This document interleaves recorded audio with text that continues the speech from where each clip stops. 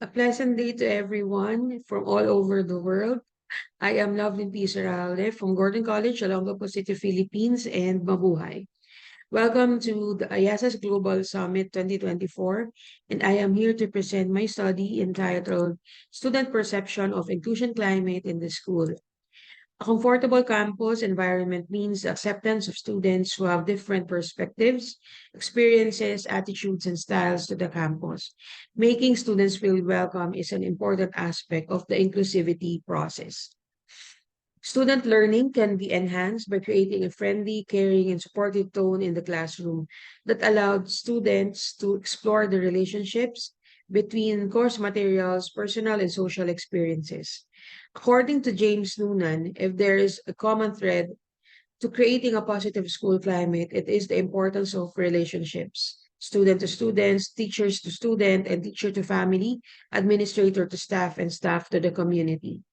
It is simplistic to conclude that something as inherently comprehensive and complex as a school climate boils down to such subjective considerations as people and relationships, but that may be the closest to the truth. In general, the purpose of this study is to assess student perception of the inclusivity climate of their school. Specifically, it aims to assess the profile of the respondents in terms of age, sex, type of membership to an organization, type of school, and the year level. This study also assesses students' perception of the inclusion climate in their school and if there's a significant difference in their perception of the inclusion climate when grouped together according to the profile. Finally, the study will give recommendations on how an inclusive climate may be done in schools. The study used the descriptive method and data were processed using the mean one-way analysis of variance and t-test. Data were gathered using the questionnaire of SQUAB 2018, and the study randomly surveyed the perception of 300 college students from different higher education institutions in the Philippines. Based on the collated results from the data gathering, a large proportion of the respondents aged 21 to 25 years old and 78.3% were female, while 21.7% were male. Most of the respondents are members of organizations of different state universities and colleges and are mostly in their senior year in college. Mean scores were calculated to determine the respondents' perceptions of the inclusion climate. Among the 35 inclusion climate contexts, the total score in both subscale values were between 1.95 and 3.51. Among the inclusion climate contexts, the contexts with the lowest mean are my classmates invite me to social events. I have been bullied by other students in the college at least once, and I try to do my best in all my subjects. The social inclusion context, I tried to do my best in all subjects, got the lowest mean of 1.95. Respondents do not find themselves exerting their effort in their studies. This can be attributed to the lack of peer connectedness and respondents' involvement in social activities, which would give the respondents the opportunity to have life balance. While the top three social inclusion context, which has the highest mean, focus on teacher-student relationship. It can be seen that though instructors have been trying to encourage cooperation and participation among students, they were focused on those students who are active in the classroom, and the instructors were not able to catch the attention and participation of the students who are shy or quiet. Overall, the mean is 3.30 and of all of the social inclusivity context shows that this is moderately evident at the higher education institutions where the respondents are studying.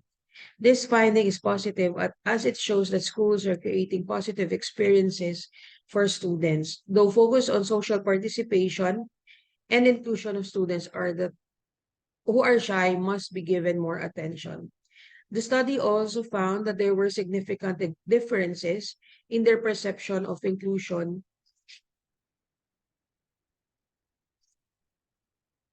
The respondents who are student leaders to the organizations is not that significant, while age is very significant. Therefore, based on these findings, enhancing inclusive climates for students enables better learning without barriers. Higher education institutions are encouraged to ensure that the instructors are well trained, flexible, and responsive to the varying needs of their students.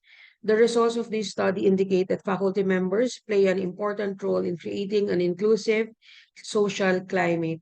This critical and complex climate is maintained when instructors and students work together to encourage consideration and respect. To create an inclusive school climate, it is recommended that